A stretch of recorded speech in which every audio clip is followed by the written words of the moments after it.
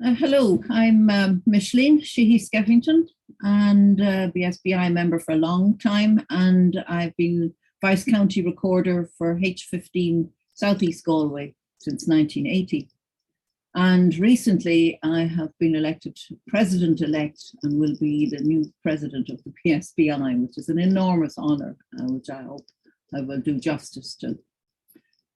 So I'm going to talk about Arbutus, unedo, and the intriguing story about it and its connections between Ireland and elsewhere. So, as with many things, we start with the BSBI and the atlas, and it's just wonderful to have a database and to have atlases and distribution. And this is a summary map of hectads only, of where it's considered native. So as you can see, it's concentrated around the southwest, and then it's up here in Sligo.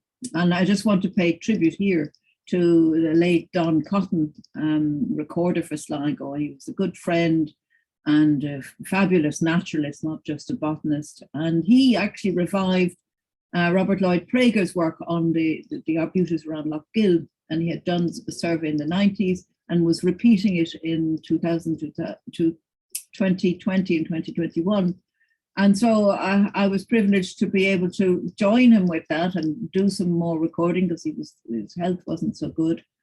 And we actually managed to publish that in the Sligo Feed Club Journal, which isn't available online. So if you want a copy of the PDF, please email me.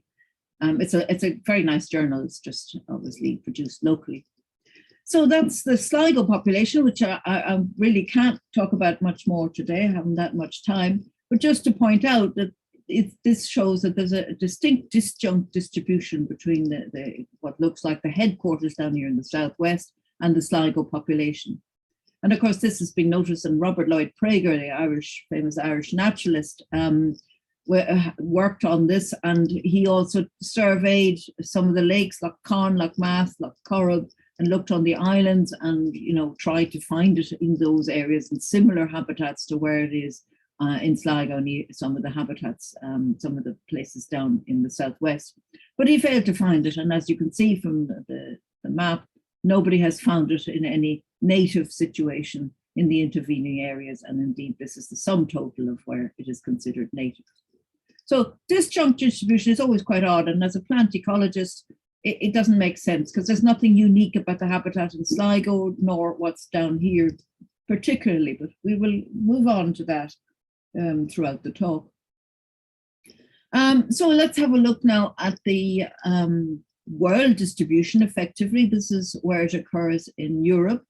And as you can see, it's centered around the northern shores of the Mediterranean and also in the Iberian Peninsula. So you could say it's part of the Hiberno-Lusitanian flora, because we do have several species, many of them like Arbutus in the Ericaceae, which occur in Ireland and then occur in the term for Lusitania is wider than Portugal. It refers to the Iberian Peninsula. But in this case, Arbutus is really a Hiberno-Mediterranean species. And this is quite odd. Now, we can look at the distribution here, and you can see it's considered native here. We need to look at that maybe again, but it has never been considered native in Britain. It's always a naturalized or some planted place, as of course in Dublin here. So what's interesting again to notice by this map is that again you have a disjunct distribution, and in fact it's several hundred kilometres from Ireland to the nearest native population of Arbutus. So that has exercised botanists through the centuries as to how could it have got to Ireland after the last ice age.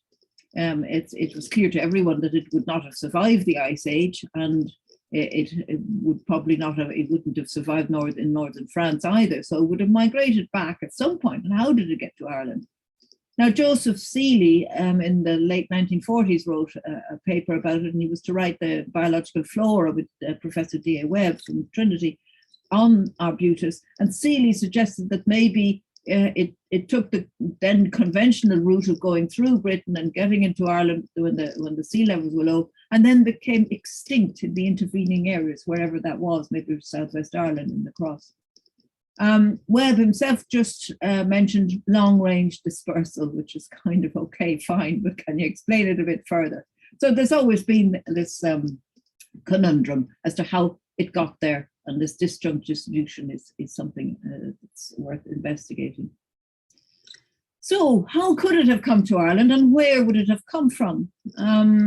It's in the southwest. This is it on the upper lake above Killarney.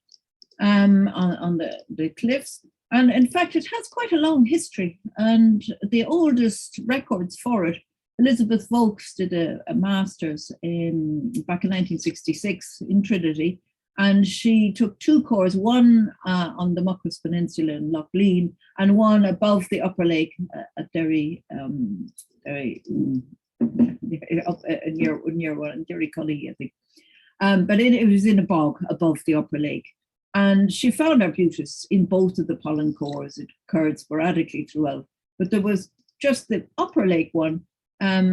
She found that there was one datable to a very early horizon. And later on, they had no radiocarbon dating accessible then. But Bill Watts, her supervisor and palynologist, later on, by comparing horizons, thought it was probably about 4,000 years old.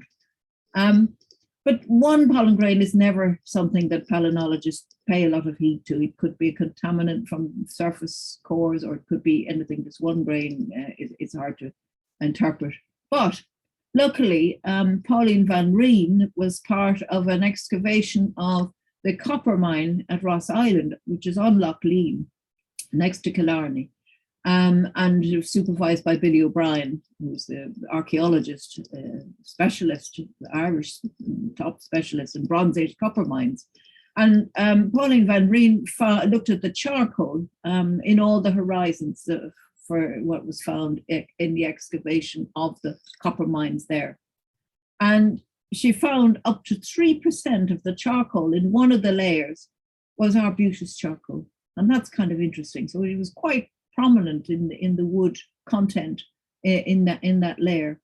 But what is interesting is, first of all, that it is datable back to 2000, as early as 2200 BC, which is about 4,200 years ago, which is not a million years away from 4,000 years, so round about the same ballpark. But it was not the bottommost layer. There was a layer below that in the archaeological remains, and there was no arbutus pollen found, charcoal found in that earlier layer. So it was in the second of these Bronze Age layers that Van Reen found quite a lot of arbutus. So it's obviously there's evidence that it has been around, at least in the Killarney area, for at least 4,000 years. And as a result, that led to the assumption that, well, if it's been there that long, it's probably there even longer, and it must be native. It got here of its own accord. However, something that was interesting was that a friend and colleague of ours, Jaime Fagundes, from northern Spain, had been working with us and knows about my interest in Erica Macchiana and how Macchiana might have arrived in Ireland and its distribution, and indeed the Kerry lily more recently, Phamepis mattiaci. And so Jaime came across this paper done by colleagues in another university in Galicia, and he said, this might be of interest to you. And the key thing in what they found in a genetic study is summarized in this diagram here. Now, first of all, you see they've superimposed it on the distribution and slightly less widespread in Iberia. So what they did is, this is chloroplast DNA. So it's not nuclear DNA or any of the others, but this is a sample that they were looking at. And you can see straight away the color coding that there were 2 main lineages, H2, H2 derived, and then the blue ones are H4. So they're 2 different lineages. And on the map, you can see quite a distinct separation in the distribution. I won't talk about the Greek and Turkish side, but in Western Europe, you can see here that all the red ones are to the left of this line here, except for a small bit here. And the blue ones are centered here. So the red ones are centered around southern Spain, Portugal, and the blue ones are centered around Sardinia, Corsica, in the middle of the Mediterranean, the Western Mediterranean.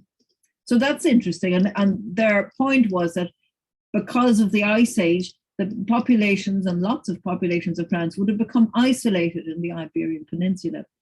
So they were separated then by the Pyrenees. So populations here would not have been crossing the Pyrenees during the Ice Age, basically, and they would have been occupying maybe not the northern parts, but certainly they were virtually on an island at that time. And they were separated from the other more Mediterranean proper populations. So that's for one. Now, the second thing to notice is that the Irish population is also of a red color. So the Irish population is H2 derived. It's very similar to these here. And in fact, if you look closer, this is again just chloroplast DNA, but the closest pattern, if you like, to the Irish population is this one here, the Spanish one taken from near San Sebastian. And as well as that, Santiso et al. Said that the Irish population had no unique haplotype. So that's saying that there was no genetic makeup that made them unique to Ireland, the population of sampled Killarney. And there was nothing unique to Ireland. And they say that that means it hadn't been there long enough to develop its own genetic signature. In other words, they say it must have been introduced. Now, obviously, that's a very flexible time range as to when it might have been. In genetic terms, it's hard to say, but it was interesting that they made that comment. And this connection with North Spain was actually already highlighted by Colin Kelleher in this chapter in The Secrets of the Irish Landscape. And then it's developed here. But the other thing is, if you remember what Seeley was saying, and the kind of conventional view that arbutus would have migrated back from its southern regions, wherever, through France and maybe Britain and across to Ireland, it's not apparently related to the population sampled near Bordeaux. And part of that population is quite obviously much more closely related to the southern French or the other Mediterranean populations here. And that's interesting. It would suggest that the Irish population did not come through France and back up through intervening areas, but in fact must have come from northern Spain in some direction or other. So that was really intriguing. It's not proof, but there's definite building up of an evidence that the Irish population indeed came directly from a further part of the continent. So let's go back to the distribution in the southwest. Now, as you can see with hectads, they cover a very broad area, being 10 by 10 kilometers. So it only gives you a broad brushstroke as to where it occurs in effect in these areas.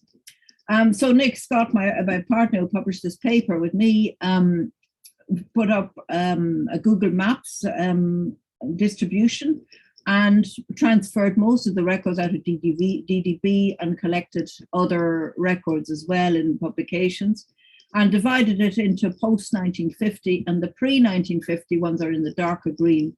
And they're obviously a little bit more, a lot of them aren't quite so accurate because there's no grid reference, it's just a location given in, say, Scully's Flora of Kerry and so on, but they are separated out. And then the other thing we included was place names, because there are place names associated with the Irish for arbutus, which is Cahna, and indeed there's at least one which has the name arbutus in it. So they're included, and it's interesting to see that they occur in these groups. And in fact, this needs to be updated. There's two place names here, and we have a paper coming out in BSBI News imminently. So watch this space, because there'll be a bit of a story about this here. But the other thing to notice is, of course, the populations you can see are numbered, and they're numbered according to the numbers of plants roughly within each population. And so Killarney's number one, because it was by far the biggest population. And we're guessing 2,000. We haven't been out to count it, nor has Rory Hobb, the county recorder. But it is at least that many in that whole area. And then the next largest one is in around Glengariff, the Glengariff Woods. And Claire Herdman, the Vice County Recorder for there, reckons that there's 200 in the vicinity of Glengariff and Glengariff Woods. So that's by far the second largest population. And then you go to Adrigole, Hungry Hill, and that's interesting because there may be only about 50 plants there now and scattered through quite a large region. But there's actually a record for 1699. Bishop Dive Downs was travelling around and recorded finding 100 arbutus in a wood at the foot of Hungry Hill. Well, there isn't 100 arbutus there, and indeed the wood is no longer there. So it's dwindled in that region, at least since the 17th century. And so on, then the different populations. This is the Loch Carran area that I've mentioned, maybe connected with Derrydan or not. And then just to point out the Cluny lochs, because they talk about Loch Inchiquin, which is part of this cluster in a short while, but that's situated here on the north of, this is the Beara Peninsula, and this is the Iverall Peninsula, and this is the Mizzen Peninsula down here. So what's interesting to see about it is that it's not widespread. And in fact, looking at the numbers, there's maybe 3,000, at the very outmost 4,000 arbutus trees in the whole of Ireland. There's only 32 left in Sligo. So that's odd, and it appears to be perhaps dwindling in places and is now listed as near threatened in the Irish Red List. But the funny thing is that it's not widespread. It's the habitats where it occurs. Like this is all old red sandstone ridges, mountain ridges, which make up these peninsulas. And there's no huge difference. There's nothing specialist about the actual habitats here, and yet it isn't in these intervening areas. So what is it about arbutus, or what is it about its history that means that it is very localized, even within its widest distribution in Southwest Ireland? So arbutus is sensitive to a number of different things, and not surprising for a Mediterranean species, it's sensitive to waterlogging. So that obviously rules out a lot of the habitat in Southwest Ireland, in Western Ireland, because of course there's a lot of bog, blanket bog and valley bogs and that, and it would not grow in any of those areas. It also is sensitive to grazing, which again, if you think about the Irish landscape, there's large areas which are extensively grazed, mostly by sheep. So it would need to survive the grazing. And then specifically, it's sensitive to shade. And we saw this in Sligo, particularly the arbutus population there is very much struggling under the denser canopy of taller trees such as yew and beech. So it does not like shade. And again, that's perhaps not that surprising for a Mediterranean species. It needs to capture as much light as it can. But that explains perhaps why it occurs in marginal areas in every sense of the word. And here it is on the Muckross Peninsula on a rocky terrain here. And here it is again on that site near Loch Carran, Eshknagachna, growing out of a cliff. So you can imagine it's going to be able to avoid grazing, which might have been much more intense in past decades and last century. But also it's not afraid of drought. It's just growing virtually in rock. And it can also survive. Would there be another canopy around, it's going to get some light because it's on the edge of a cliff. So these are typical habitats where it occurs. And you can see again here in the Muckross Peninsula how it captures the light. It has great access to light in these slightly inhospitable terrains, which other tree species don't grow so well in. So in other words, its distribution is partly confined to cliffs and rock edges because of its sensitivity to these three factors. But it's still very much sporadic in the landscape. Now, there is one other thing about it, and its habit and its growth is rather linked to the fact that it regenerates very well after fire. And here, sadly, after the massive fire in the Killarney National Park, where we had managed to get a picture last year, not long after the fire, here it is regenerating, looking perfectly happy and growing back up with these young shoots. And of course, for a light-loving species, it's going to really capitalize on that. And when you think about the Mediterranean, where you're likely to get more fires, it's going to get in there and get into a canopy before maybe taller things would overtop it. So it's a strategy, if you like. It's an opportunist, and it could be considered a pioneer species, if you like, after a severe disturbance. And also it's able to do that because reading the literature, I learned that it grows out of a base. Now, in this case, I was looking for the base of the tree on Wolf Island, and it doesn't really have what's called a lignotuber, which is a much wider woody part of the tree, which is under the soil. But I was trying to trace this this trunk here to see where it was growing from and whether it was growing from an older stock. It didn't seem to, but I found all these shoots under the foliage. There's a leaf litter on the top, and I scraped back maybe 2 or 3 centimeters of that. And underneath, I found maybe a dozen tiny shoots growing up here, coming out. So that's how it regenerates very easily. And you can imagine that these will come up very fast. But also you can imagine with grazing, if there's sustained grazing, the grazers are going to chop off these and obviously relish these shoots. And we've seen, trees, fully grown trees grazed on one side of a tree where goats or deer or sheep could access it. So we do know and have seen that it is grazed, so it is susceptible to that. So an ongoing pressure like grazing would be quite damaging to it. But if you get a one-off, hopefully, thing like a fire or indeed a clearance of the canopy, then it's ready, poised, and you can see how fast it can regenerate in favorable conditions. So it's a pioneer species. So now I want to take you to a pollen diagram that Fraser Mitchell in Trinity Botany Department. Fraser has done a lot of work in and around Killarney and is familiar with arbutus and arbutus pollen indeed. And this is a small core that he took, it's not even a metre deep, on an island in Loch Inchiquin. And Loch Inchiquin is in the Cluny Lochs, there's 3 Cluny lakes, and then there's Loch Inchiquin next to it, which I showed you in the map. And arbutus pollen, as you can see, is continuous throughout this core. So that's interesting. There's arbutus today on that island as well. So I just want to draw your attention to 2 horizons. And the first one here is at the bottom, at the base. And you can see here that arbutus is a peak in the arbutus at this point. It's present before that, it has a dip, and then there's a huge peak in arbutus pollen. And notice here that this is the charcoal.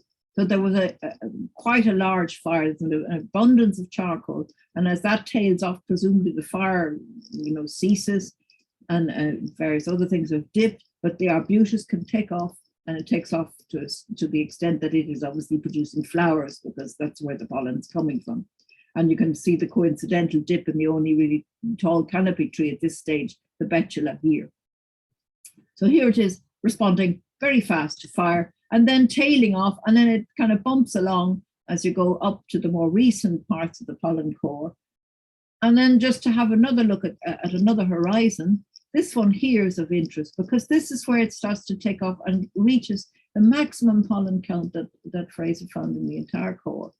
And that seems to coincide with the quercus. You'll see here that oak wasn't really that prominent up until here, and then it became quite dominant in the canopy, and then it went to a peak here, and then suddenly it dropped right back down. This coincides with a slight time lag, and you can even see a kind of mirror image of the arbutus going to a peak, coinciding perhaps with a delaying effect from this one and then that one. And then as the quercus comes back, the arbutus tails off to its current level of pollen at the top.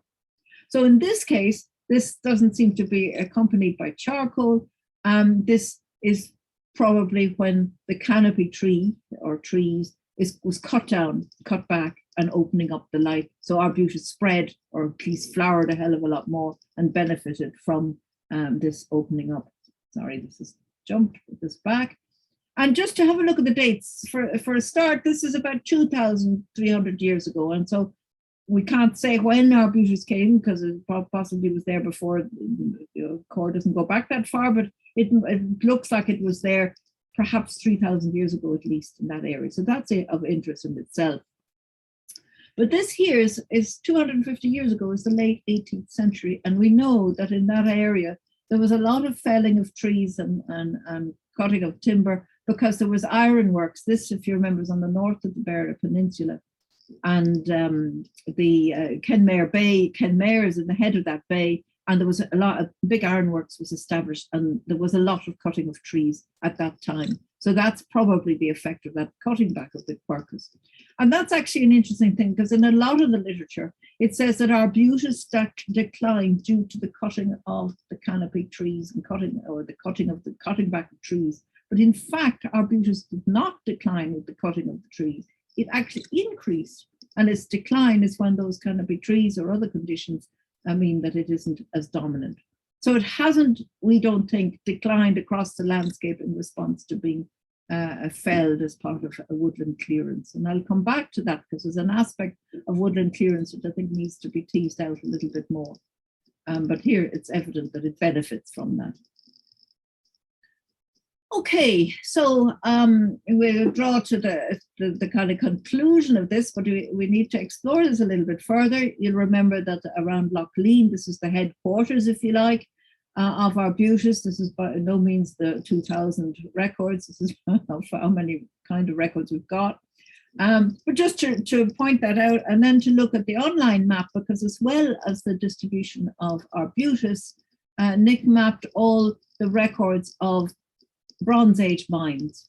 So we're talking about the post 5000, which is Neolithic times, and late Neolithic times. Then you have Bronze Age mines, and there are several here. There's some in the Muckers Peninsula, and this one here is the one, the Ross Island site.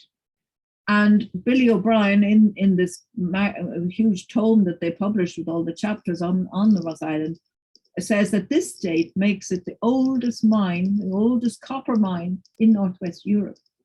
This is the first copper mine to have been excavated in Northwest Europe. And then it went on to the excavations of other mines throughout, not throughout Ireland, but in Ireland, and then further on east into Britain. So that's very significant. And the other thing, which I kind of hinted at, but just to re-emphasize it, is that this mine, they reckon, began about 4,400 years ago. So that's about 200 years before the arbutus charcoal turned up in the excavation horizons. So that's fascinating. But if you actually look at the distribution maps, it's even more interesting. Here we are again with the hectad distribution. But here, in Billy O'Brien's most recent book on Bronze Age mines, this is the sum total of what he calls prehistoric copper mines, but are effectively Bronze Age mines in Ireland. And notice the combination, the coincidence of that dust distribution map and this one here. It also begs the question, what's with the Sligo population, but we won't talk about that now. So there is another circumstantial piece of coincidence, if you like, in the distribution of copper mines and the arbutus, which is effectively the first date is associated with the oldest copper mine in Ireland. Just to zoom in to it as well, you'd see up here, this is the Ross Island mine, and then there are various other mines throughout the summit, the Iverall Peninsula here, associated with the Lough Corran, and then here on the Beara Peninsula, and then on the Mizzen Peninsula. But it's not quite so straightforward in that you'd think, oh, this is the oldest, and then they spread out, the peoples who mine the copper mines. These are actually all more recent, and the next oldest ones are here, and then other ones were opened up. But nonetheless, that distribution is very much similar to the distribution of the arbutus.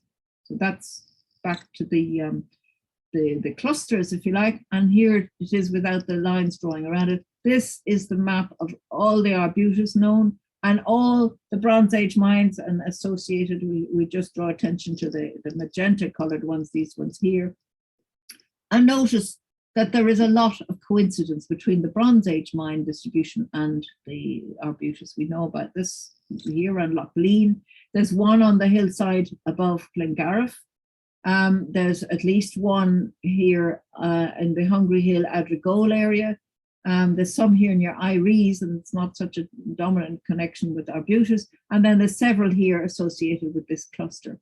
And the mines were always, or virtually always, not always, but in a lot of cases, they're up on the hillside in the mountains. But people would have been living down in the valleys. So the arbutus here, we think, may have been associated with a population that was mining the mines up in these hills. We don't know. Or maybe there's other mines to be found. But the more observant of you would notice two things. One, this cluster here, the Cluny Lakes, there's no copper mine associated with that. To this date, nobody has found any. So there are parts of Arbutus distribution which can't be explained directly by a link with the copper mines. And of course, the other obvious one is that there's a whole cluster of copper mines here in the Mizen Peninsula, notably around Mount Gabriel, which Billy O'Brien has excavated extensively, which have no Arbutus near them. So it's not a perfect match. Well, we're talking thousands of years for one. And secondly, maybe the Arbutus never was in this area. It hasn't turned up in the few pollen cores that have been taken associated with these. Or maybe it just hasn't survived, because one thing about the Mizen Peninsula is it has very few cliffs and crags and rocky areas where it can take a hold as in a refugium. The only place where we found it is on some cliffs here. And notice again the predominance of copper mines here. And these are the oldest ones as well. So we don't know exactly what the coincidence is here. But it's quite possible that when they were beginning to find that the copper mine was being depleted here, that we know with time that they migrated to other places, the same peoples. And one of the things to point out is that the peoples who exploited this, they reckon that they came from outside, because there's often this argument, is it culture or were there actually people who came? But to suddenly start exploiting the copper with the specialist tools and specialist knowledge, it's reckoned that people came with that expertise. And then maybe the specialism spread throughout the existing population in the area. So maybe it was these people originally that spread out, or maybe the people learned the technique and they ended up exploiting the other mines down here. That's one of the things we don't know much about. But now let's go back to the European distribution.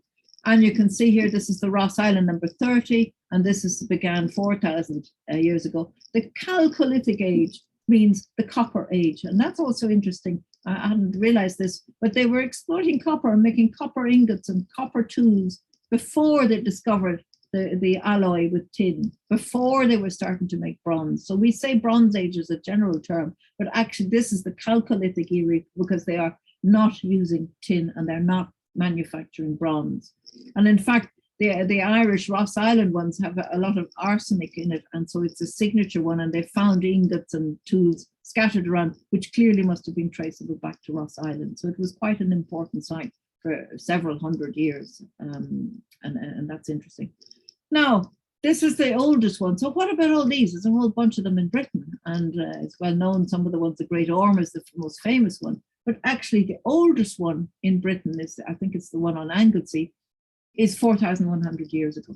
So it wasn't exploited until 300 years after this one was exploited. So in other words, the technology may have come from Ross Island. There's certainly some of the tools came from there, but it certainly was not the first one in Northwest Europe. And notice the complete absence of it here. There's no copper mines here. So again, where might these peoples have come from? If they were to come from somewhere, you would expect it to be where they were already exploiting copper. And at the nearest places, there was no copper being exploited at that time, and there still isn't, or it's not in prehistoric times. And of course, here we've got 3 Chalcolithic mines in northern Spain, in Asturias, which date back to 4,600 years ago.